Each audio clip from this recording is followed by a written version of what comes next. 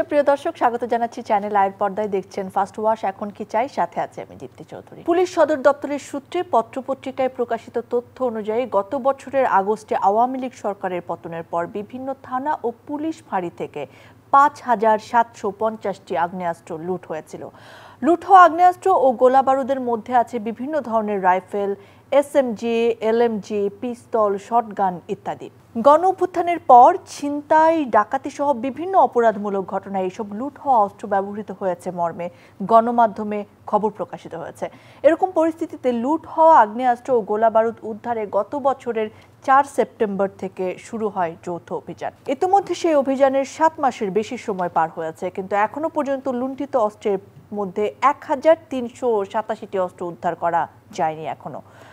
গত ১৫ এপ্রিল স্বরাষ্ট্র মন্ত্রণালয়ের আইন শৃঙ্খলা সংক্রান্ত কোর কমিটির বৈঠকে লুট হওয়া অস্ত্র উদ্ধারের ব্যাপারে কোনো অগ্রগতি জানাতে পারেননি নীতি নির্ধারকরা। দর্শক, আমাদের আজকের আলোচনার বিষয় লুট হওয়া অস্ত্র উদ্ধার।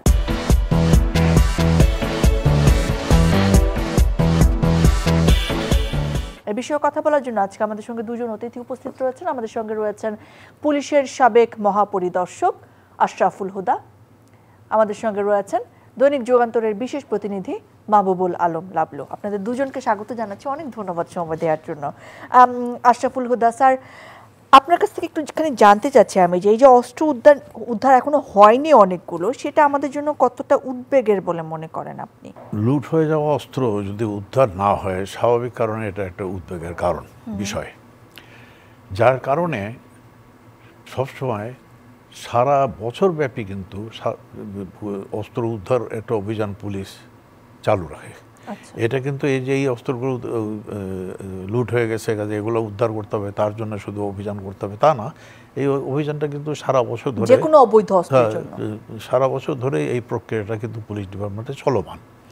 এরকম একটা ঘটনা হয়ে যাওয়াতে স্বাভাবিক কারণে এটা আরো মানে জোরদার করতে হবে, এবং সেটা করা হয়েছে। আপনি একটু আগে যে কথা বললেন যে এটা বিশেষ অভিযানের ব্যাপারে পরিচালিত হচ্ছে, কিন্তু তাতে এটা হয়েছে। তো আগে যদি আমি উদ্ধারের কথা বলি, যে উদ্ধারের ব্যাপারে আমরা বলছি পুলিশ কতটা কি করতে পেরেছে, আপনার ফিগারে হচ্ছে ৫,৭৫০টি অস্ত্রের মধ্যে এখনো ১,৩৮৭টি উদ্ধার হয়নি।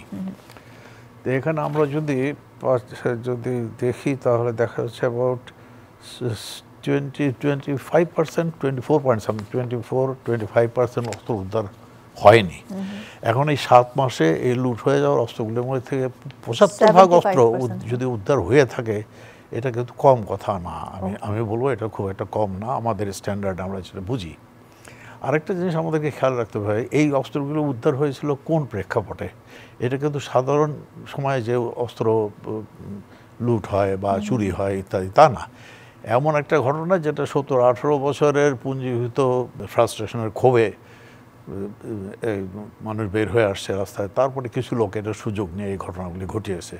কাজে ওইরকম অবস্থাতে যখন এই অস্ত্রগুলো লুট হয়েছে, এটাকে স্বাভাবিকভাবে দেখলে চলবে না, এটা একটা কঠিন অবস্থার মধ্যে দিয়ে এই ঘটনাটা ঘটেছে। ঠিক একইভাবে এটার উদ্ধার প্রক্রিয়াটাও কিন্তু অন্য সাধারণ অভিযানের মতো এত সহজ হবে না। যেমন ধরেন, আমরা সবসময় দেখে আসছি, বিশেষ করে কোনো নির্বাচনের আগে একটা অস্ত্র উদ্ধার অভিযান হয়। আমি নিজেও পুলিশের বিভিন্ন র্যাঙ্কে চাকরিরত থাকতে, এবং সেগুলো লে আউট করা হতো, প্রাইম মিনিস্টার, প্রেসিডেন্ট যেই থাকে উনি আবার দেখতে আসতেন কী পরিমাণ অস্ত্র, এটা একটা রুটিন কাজ চলতে থাকে। কিন্তু এই লুটগুলো হয়েছে এমন একটা সময় যেটা আপনার ওই 15-20 বছর ধরে যারা এই অপেক্ষায় ছিল তাদের মধ্যেও কেউ করে থাকতে পারে। কাজে এইগুলো উদ্ধার করা মোটামুটি একটু কঠিন ব্যাপার। এটা হলো একটা। আরেকটা হলো যারা উদ্ধার করবে, মেইনলি করবে পুলিশ। এখানে আপনি বলছেন পুলিশের সঙ্গে আর্মি ইত্যাদি তারাও ছিল, কাজে ডেফিনেটলি এত বড় একটা ফোর্স সঙ্গে ছিল, সেটা তো পুলিশকে অনেক সাহায্য করেছে নিশ্চয়ই। কিন্তু পুলিশের যে মেইন কাজ, তো এটা পুলিশের মূল কাজটা হলো পুলিশ, এবং পুলিশ ওই থেকে তা করেছে।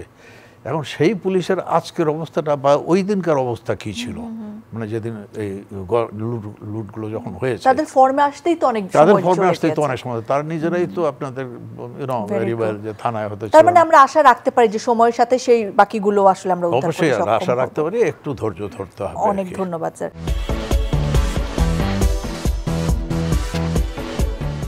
মাহবুব আলম, আপনার কাছে একটুখানি জানতে চাচ্ছি যে এই অস্ত্র লুটের পাশাপাশি যখন আইন শৃঙ্খলা পরিস্থিতি বা নৈরাজ্যের একটা পরিস্থিতি চলছিল, আইন শৃঙ্খলা পরিস্থিতি একটা দুর্বল অবস্থা, সেই সুযোগে তো আসলে আসামি কয়েদিরা জেল থেকে পালিয়ে গিয়েছে। 2 মাস আগের তথ্য অনুযায়ী পালিয়ে যাওয়া এসব আসামির এবং কয়েদির মধ্যে 700 জন এখনো ধরাছোঁয়ার বাইরে। আমরা যে এখন একটা পরিস্থিতি দেখতে পাচ্ছি যে চুরি, ডাকাতি, ছিনতাই বেড়ে গিয়েছে, সেখানে এই ধরনের আসামিরা পালিয়ে যাওয়ার প্রভাব আছে বলে মনে করছেন? ডেফিনেটলি প্রভাব আছে। আমি শুরুতেই একটু পেছনের দিকে যেতে চাই। আজকে আমার সহ আলোচক যিনি হুদা ভাই, আমরা একদম মাঠে ঘাটে যখন অপরাধ বিষয়ক রিপোর্টিং করেছি, তখন তিনি পুলিশের আইজিপি ছিলেন, কমিশনার ছিলেন, ঢাকার ডিসি ছিলেন, অপরাধ প্রবণ এলাকা একদম কাছ থেকে কিন্তু উনি দেখেছেন। তখনকার সিচুয়েশন আর এখনকার সিচুয়েশন কিন্তু এক নয়। আর আপনি যে সাবজেক্টিভ ওয়েতে আলোচনাটি করছেন যে শুধু থানা থেকে লুট হওয়া অস্ত্র, এখানে অস্ত্র কিন্তু 5 আগস্টের পর শুধু থানা থেকে লুট হয়নি। দেখেন, থানা থেকে অস্ত্র লুট হয়েছে, জাতীয় সংসদের অস্ত্র ভাণ্ডার থেকে অস্ত্র লুট হয়েছে, কারাগার থেকে অস্ত্র লুট হয়েছে, এবং গত 16 বছর যারা স্বৈর শাসক ছিল, দোর্দণ্ড প্রতাপে যারা বৈধ অস্ত্রের আড়ালে অবৈধ অস্ত্র নাড়াচাড়া করেছে, 5 আগস্টের পর রাতারাতি তারা পালিয়ে গেছে। সেই অস্ত্রগুলো কোথায়? ইভেন তাদের বাসায় যখন লুটপাট হয়েছে, সেই বাসা থেকেও কিন্তু অস্ত্র খোয়া গেছে, লুট হয়েছে। তাহলে আজকে দেখেন সরকারিভাবে যে পরিসংখ্যানটি দেওয়া হচ্ছে যে 5000 অস্ত্র খোয়া গেছে, 3000 উদ্ধার হয়েছে, 1500 উদ্ধার হয়নি, এই যে পরিসংখ্যানটি, আমি বলবো যে এই পরিসংখ্যানটি একটি আসলে কাগুজে পরিসংখ্যান, এটি সঠিক পরিসংখ্যান না। সো আমাদেরকে ফিরে যেতে হবে। আমি ধরলাম যে তাদের দাবি মোতাবেক এটি সঠিক পরিসংখ্যান, কিন্তু আপনি দেখেন বৈধ অস্ত্র কত বাংলাদেশে? বেসামরিক মানুষের কাছে যে বৈধ অস্ত্র সরকার লাইসেন্স দিয়েছে, সেটির সংখ্যা কত বলতে পারবেন আপনি? আপনি বলতে পারবেন না। আপনি আজকে পুলিশের কাছে যান, পুলিশ কিন্তু সঠিক পরিসংখ্যান দিতে পারবে না। 2019 সালে আমি যখন প্রতিবেদন করেছিলাম, একটি ইনভেস্টিগেটিভ রিপোর্ট করেছিলাম যে বাংলাদেশে বৈধ অস্ত্রের অবৈধ ব্যবহার, সেই রিপোর্টের পর কিন্তু স্বরাষ্ট্র মন্ত্রণালয় আমলে নিয়ে একটি পরিসংখ্যান সুনির্দিষ্ট করার চেষ্টা করছিল যে আসলে স্বরাষ্ট্র মন্ত্রণালয়ের অধীনে বৈধ অস্ত্রের সংখ্যা কত। তারা 70,000-এর মতো অস্ত্রের একটা তালিকা করেছিল, তাও সেই তালিকা নিয়েও কিন্তু বিভ্রান্তি ছিল, বিতর্ক ছিল। তাহলে আপনি এই যে দেখছেন 5 আগস্টের পর যে একটি জুলাই বিপ্লবের পরে যে অবস্থায় একটি অন্তর্বর্তী সরকার দায়িত্ব নিয়েছে, সেই সরকারের ভঙ্গুর আইন শৃঙ্খলা বাহিনী, রাজনৈতিক কোনো সদিচ্ছা নাই। আজকে আপনি যদি রাতারাতি বলেন যে সব কিছু এক ছাতান নিয়ে আসবেন, নিচে নিয়ে আসবেন, সেটি কিন্তু সম্ভব নয়। সেই অস্ত্রের পাশাপাশি যেটি আপনি বললেন যে কারাগার থেকে সন্ত্রাসী বেরিয়েছে, জঙ্গি বেরিয়েছে, ইভেন সবচেয়ে অস্বস্তিকর বিষয় হচ্ছে শীর্ষ সন্ত্রাসী যারা তালিকাভুক্ত, যাদের ধরিয়ে দেওয়ার জন্য স্বরাষ্ট্র মন্ত্রণালয় থেকে পুরস্কার ঘোষণা করা হয়েছিল। সময় বদলে যায়, কিন্তু সৌন্দর্যের সংজ্ঞা বদলায় না। রূপ বদলে যায়, কিন্তু আভিজাত্যের মানে একই থেকে যায়। ঐতিহ্য যখন আপন করে নেয় আধুনিকতাকে, তখন সৌন্দর্য ঠিকই খুঁজে নেয় স্যান্ডেলিনাকে। তোমার উপমায় বদলে দিলে যে আমার স্যান্ডেলিনা সো, রূপচর্চায় আভিজাত্য। এবং যারা অতীতে মামলা শেষ কিন্তু ইচ্ছা করে কারাগার থেকে বের হয়নি, যে বের হইলে বিচার বহির্ভূত হত্যাকাণ্ডের শিকার তারা হতে পারেন সেই ভয়ে, তারা কিন্তু নির্বিবাদে এখন বেরিয়ে গেছে। এবং সবচেয়ে সিগনিফিক্যান্ট হলো এই যে অস্ত্র, সবসময় বলে না যে চাহিদার সাথে যোগান, যোগানের সাথে চাহিদা, অর্থনীতির একটা সূত্র। অস্ত্রের চাহিদা কাদের কাছে? অস্ত্রের চাহিদা কিন্তু এই ধরনের শীর্ষ সন্ত্রাসীদের কাছে, অপরাধীদের কাছে। তো এই অস্ত্র তাদের কাছে চলে যাবে, তাদের কাছে চলে গেলে নির্ঘাত সেটি মাঠ পর্যায়ে তাদের যারা first layer, second layer, third layer আছে, তাদের কাছে চলে যাবে। সেই অস্ত্র অপরাধ কর্মকাণ্ডে ব্যবহৃত হবে। এটি খুব পরিষ্কার, দিবালোকের মতো পরিষ্কার। আপনার কাছে একটু জানতে চাই আসলে হুদা স্যার, এটা আসলে কেন হচ্ছে? কেন জঙ্গিরা কিংবা শীর্ষ সন্ত্রাসীরা এরকম জামিন পেয়ে যাচ্ছেন, যারা দীর্ঘ সময় ধরে হয়তো জামিন পাননি? তারা কি এখন মনে করছেন যে পরিস্থিতিটি তাদের জন্য অভয়ারণ্য? আর এই যে এখনো যারা পালিয়ে বেড়াচ্ছেন, তাদেরকে ধরার জন্য আসলে কি হচ্ছে, আইন শৃঙ্খলা পরিস্থিতির বর্তমান অবস্থার জন্য কি এইটাও অনেকখানি দায়ী কিনা? আইন শৃঙ্খলা পরিস্থিতির অবনতি হয়েছে তো সরাসরি বলবো না, কিন্তু হয়েছিল, মানে এটার উন্নতি হচ্ছে আস্তে আস্তে, কিন্তু অবনতি যতটুকু হয়েছে তার জন্য যে এটা একটা বিরাট কারণ সেটা অনস্বীকার্য। কিন্তু আপনি শুরুতে যে কথাটি বলেছিলেন যে এরা যে জামিন পেয়ে যাচ্ছে বা বেল হয়ে আসছে, এই ব্যাপারে আমি দুঃখিত যে আমার মন্তব্য করা ঠিক হবে না, কারণ এটা তো বিচার বিভাগের ব্যাপার। এই বেল তো আর পুলিশ দেয় না। তেমন পুলিশ কোন কারণে, আই এগ্রি যে আপনার শীর্ষ সন্ত্রাসী তালিকাভুক্ত, তার জন্য পুরস্কার ডিক্লেয়ার করা হয়েছিল, সেই লোকও বেল পেয়ে গেছে। কেন হয়েছে এখন যারা বেল দিয়েছে তারাই বলতে হবে, এ ব্যাপারে আমি কোনো মন্তব্য করতে পারছি না। আমি শুধু এইটুকু বলতে পারি যে তাদের বের হয়ে যাওয়াটা আতঙ্কের তৈরি করবে না? আতঙ্ক অবশ্যই তৈরি করবে, এবং কি কারণে কোন প্রেক্ষাপটে তারা বের হয়েছে সেটা বোধহয় সরকারের একটু দেখার দরকার। অ্যাকর্ডিংলি আইন শৃঙ্খলা নিয়ন্ত্রণে যে সমস্ত যারা জড়িত আছেন এদেরকে যদি মনে করে তারা যে এখনও তারা এগুলি থ্রেট আমাদের জন্য, তাদেরকে দরকার হলে আবার তাদেরকে ধরার জন্য ব্যবস্থা গ্রহণ করে আবার তাদেরকে কেসে তো বারবার ফরওয়ার্ড করতেই পারে। অবশ্যই থ্রেট হতে হবে। আমি একটু কমপ্লিমেন্ট করি আপনার সাথে, এটা সাপ্লিমেন্টারি। সেটা হচ্ছে যেহেতু আমরা মাঠে ঘাটে এখনো প্রতিবেদন করি, আমি একদম স্পেসিফিক বলতে পারি আপনাকে যে কারাগার থেকে বের হওয়ার 1 সপ্তাহের মধ্যে 2 থেকে 3 জন শীর্ষ সন্ত্রাসী তাদের এলাকায় আবার সেই পুরনো দাপটে ফেরার চেষ্টা করছে, ত্রাসের রাজত্ব কায়েম করার চেষ্টা করছে। নট অনলি দ্যাট, আপনার স্পেসিফিকভাবে ব্যবসায়ীদের কাছে চাঁদা চেয়ে পরোয়ানা পাঠাচ্ছে। এটা কি কোনো রাজনৈতিক দলের ছত্রছায়ায়? এই মুহূর্তে তো আসলে ওইভাবে বলা দুষ্কর, এটি তদন্তের দাবি রাখে। তবে সবসময়ই আপনি জানেন যারা অপরাধ করে কোনো না কোনো রাজনৈতিক দলের ছত্রছায়াই তারা করার চেষ্টা করে। কিন্তু সন্ত্রাসীদের তার নিজস্ব পরিচয়ও, তার কোনো পার্টির দরকার নাই, কিন্তু তারা এত পরিচয়, দুই একটা নাম এখানে বলা ঠিক হবে না, শীর্ষ সন্ত্রাসী যারা, আমি ও পার্টি করি এটা তো বলার দরকার নাই, ও টেলিফোনে বললেই হবে I am so and so. এখন ওদেরকে এত ভয় পায় সবাই যে তারাই হয়তো পলিটিক্যাল পার্টিকে আরো পাওয়ার দিচ্ছে, তারা হয়তো তাদেরকে সাহায্য করে। স্যার আপনার কাছে আরেকটা জিনিস একটুখানি জানতে চাই। আমার মনে আছে আপনার সঙ্গে আমি একটা শো করছিলাম যখন পরিস্থিতি আরো খারাপ ছিল, আইন শৃঙ্খলা পরিস্থিতি, এবং আপনি খুব দুঃখের সাথে বলছিলেন যে পুলিশদেরকে আসলে তাদের কাজে ফেরানোর জন্য যথোপযুক্ত পদক্ষেপ আমরা নিচ্ছি কিনা, তাদের কোন সাহসে তারা কাজ করবেন, তারা তো ভয় পাচ্ছেন। সেই পরিস্থিতি থেকে এখন যখন পুলিশরা আসলে মোটামুটি কাজ করতে পারছেন, তখন তারা অন্যান্য অনেক কাজও আসলে করছেন আশেপাশে, যে অভিযোগগুলো আগেও ছিল পুলিশের কাছে, আপনি নিশ্চয়ই অস্বীকার করবেন না, দুর্নীতি, তারপরে ঘুষ খাওয়া, তারপরে ঢালাও মামলা দিয়ে হয়তো টাকার বিনিময়ে কাউকে ছেড়ে দেওয়া, সেই কাজগুলো কিন্তু আবার শুরু হয়েছে। নানা জায়গা থেকে এই অভিযোগ পাওয়া যায় সারা দেশে, যে এখন তো ঢালাও মামলাও তো আরও অনেক সংখ্যক বেড়ে গিয়েছে। সেই সুযোগে দুর্নীতি করছে যে পুলিশরা, সেই জায়গা থেকে আবার কিভাবে বের করে আনা সম্ভব? এখন যদি আবার তাদেরকে টাইট দেওয়া হয়, আবার যদি তারা ভয়ে কাজ না করেন, মানে এই ব্যাপারটা আসলে কীভাবে চলবে? এটাও একটা মানে সিস্টেমের ভেতর দিয়েই চলে এই জিনিসটা। সেই সিস্টেমটা যদি ঠিকমতো কাজ না করে তাহলে সমস্যা হবে, কিন্তু আবার যদি সিস্টেমটাকে আমরা নিয়ে আসতে পারি জায়গা মতো, তাহলে হয়তো এই সমস্যাগুলো দূর করা সম্ভব হবে। এখন যে অভিযোগগুলো আসছে যে ইদানিং পুলিশ নাকি আবার এগুলো শুরু করেছে, যদি শুরু করেই থাকে, ইতিমধ্যে কিন্তু অনেকের বিরুদ্ধে অ্যাকশন নেওয়া হয়েছে, এই খবরগুলো কিন্তু জানতে হবে। এখানে আমি বলি আপনাকে, দৈনিক যুগান্তরে 3 জন এসপির নামে স্পেসিফিক, পুলিশ সুপার তো ধরেন একটা বড় পদের কর্মকর্তা, একটা জেলা লিড দেয়, 3 জন পুলিশ সুপারের বিরুদ্ধে স্পেসিফিক অনিয়ম, দুর্নীতি এবং ঘুষের অভিযোগে লিড নিউজ করেছি আমরা।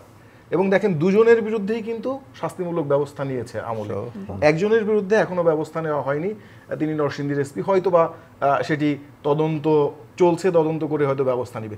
বাট আমার কোশ্চেন হচ্ছে যে এই যে জুলাই বিপ্লবে এত রক্ত, এত প্রাণ, এত ত্যাগ, এরপরে পুলিশের উপর দিয়ে যেটা গেল, সেই অবস্থার পরেও কি পুলিশের একটু সংশোধন হওয়ার মানে বুদ্ধিমত্তা মাথায় আসবে না, কিংবা সদিচ্ছা আসবে না? কেন আবার নতুন করে সেই পুরনো অভিযোগগুলো আসবে? আপনি যখন ছিলেন পুলিশের আইজিপি, কমিশনার, আমরা তো কই ঢালাওভাবে এত অভিযোগ তো দেখিনি। তো এখন কেন তাহলে এত অভিযোগ? এই 8 মাসের মাথায় কেন আমরা আবার সেই পুরনো অভিযোগে ফিরে যাব, এ থেকে পরিত্রাণের উপায় কি? এখন যে কথা বললাম ওই ব্রিটিশ আমলের রেফারেন্স যে দিলাম, এটা যেহেতু তখন থেকে হয়ে আসছে, কিন্তু এটাকে কন্ট্রোল রাখে কীভাবে? সিনিয়র অফিসারদের সুপারভিশন। এটা কিন্তু ম্যাডাম সেদিন আমি কথাটা এখানে বলে গেছি। এখন এই মুহূর্তে প্রতিটা ক্ষেত্রে পুলিশ অ্যাকশন নেওয়ার ব্যাপারে, আসামি ধরার ব্যাপারে, অস্ত্র উদ্ধারের ব্যাপারে, এই সমস্ত দুর্নীতি থেকে দূর থাকার ব্যাপারে, এগুলির ব্যাপারে এখন সবচেয়ে বেশি যাদেরকে কাজ করতে হবে সেটা হলো সুপারভিশন। আর সুপারভিশনটা কে করবে? সিনিয়র অফিসাররা। এবং সিনিয়র অফিসারদের সুপারভিশন ইজ ভেরি ইম্পর্ট্যান্ট। আমি দেখে খুশি হয়েছি যে ইতিমধ্যে আপনারাও জানেন যে পুলিশের একেবারে টপ লেভেলে কয়েকটা পরিবর্তন ইদানিং হয়েছে, এমনকি পুরনো অফিসারদেরকে নিয়ে আসা হয়েছে যারা রিটায়ার করে গেছিল। তো এখন এইভাবে তো বের করতে হবে দিয়ে যাতে আমরা অ্যাকচুয়ালি সার্ভিসটা পেতে পারি। এবং এই সুপারভিশন কাদেরকে দিয়ে ঠিকমতো হবে সেই সমস্ত লোককে আইডেন্টিফাই করতে হবে এবং তাদেরকে কাজে লাগাতে হবে। কারণ এই সুপারভিশন ছাড়া এই যদি কারো গার্জিয়ান না থাকে এবং জবাবদিহিতা যদি ডিপার্টমেন্ট না থাকে তাহলে এটা হবে, এটা যে কী করবো, জাতীয় চরিত্র বলা ঠিক হবে না, কিন্তু পুলিশ চরিত্র বলতে পারেন।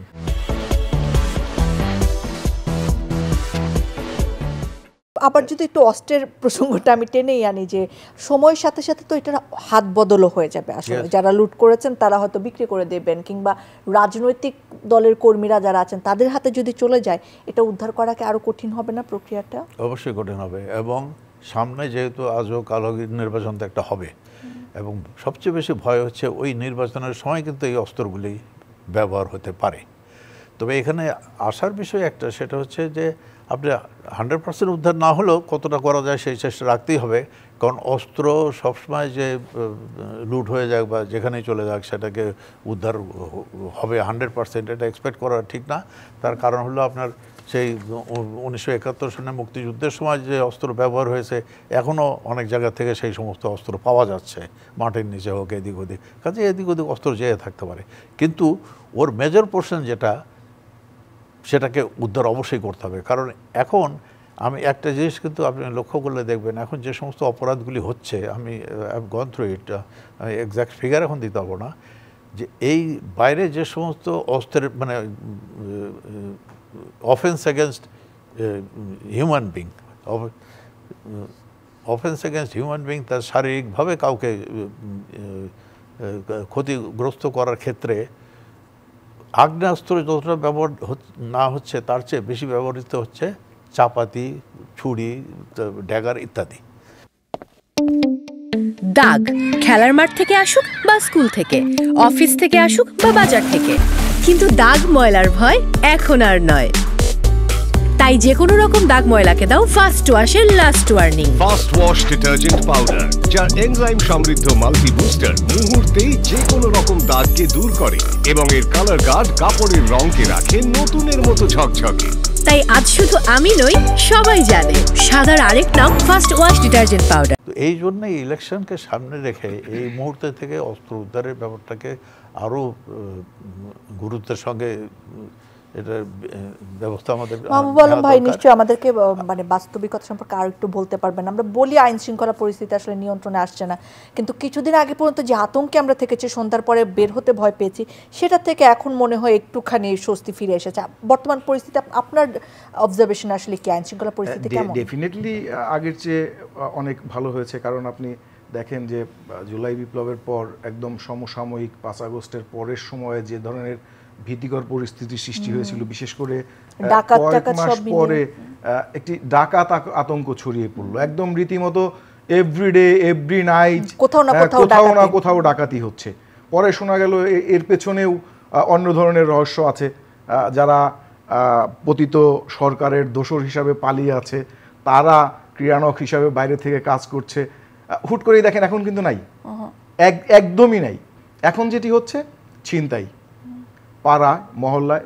হুদাভাই যেটি বলেছেন যে আগ্নেয়াস্ত্র ব্যবহারের ক্ষেত্রে সবচেয়ে বেশি এখন ধারালো অস্ত্র ব্যবহার হচ্ছে আগ্নেয়াস্ত্রের চেয়েও।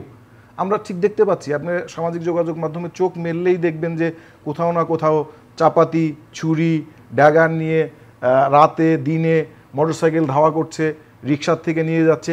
এটি অবশ্যই আতঙ্কের বিষয়। তবে হ্যাঁ, এইখানে চাইলেই কিন্তু রাতারাতি এটি পাল্টে ফেলা সম্ভব নয়। কারণ এটি পাল্টে ফেলতে হলে সবচেয়ে বড় ভূমিকা কিন্তু পুলিশকেই নিতে হবে। আপনি যাই বলেন, মাঠে আর্মি আছে, তারা কতটা অ্যাক্টিভ অন্য অন্য বাহিনী আছে, যেই থাকুক সর্বাগ্রে সব সময় শেষ পর্যন্ত ভরসা কিন্তু আমাদের পুলিশের স্তরে। কতটা অ্যাক্টিভ হয়েছে আমাদের পুলিশ সেটি বলতে গেলে সেইভাবে এখনো আসলে পুলিশ অ্যাক্টিভ হয়নি। চেষ্টা হচ্ছে, চেষ্টা চলছে, কিন্তু খুবই দুঃখজনক হলেও সত্য বলতে হয়, এখন হুদা ভাই আছেন এখানে, পুলিশের মধ্যেও কিন্তু এই 7 মাসেই নানান ধরনের মেরুকরণ শুরু হয়ে গেছে। কেন পুলিশের নিয়মিত কর্মকর্তাদের আইজিপি বানানো হলো না? কেন স্বরাষ্ট্র মন্ত্রণালয়ে বাইরের থেকে রিটায়ার্ড একজনকে নিয়ে পুলিশকে দেখভালের দায়িত্ব দেওয়া হলো? পুলিশকে আরও স্পিডি করার জন্য কি পুলিশে এরকম যোগ্য কর্মকর্তা নেই? আবার হুট করে পদোন্নতি দিয়ে সামনে নিয়ে আসলে তারা হয়তো আইজিপি পদে বসে যাবেন, যিনি আছেন তিনি থাকবেন না।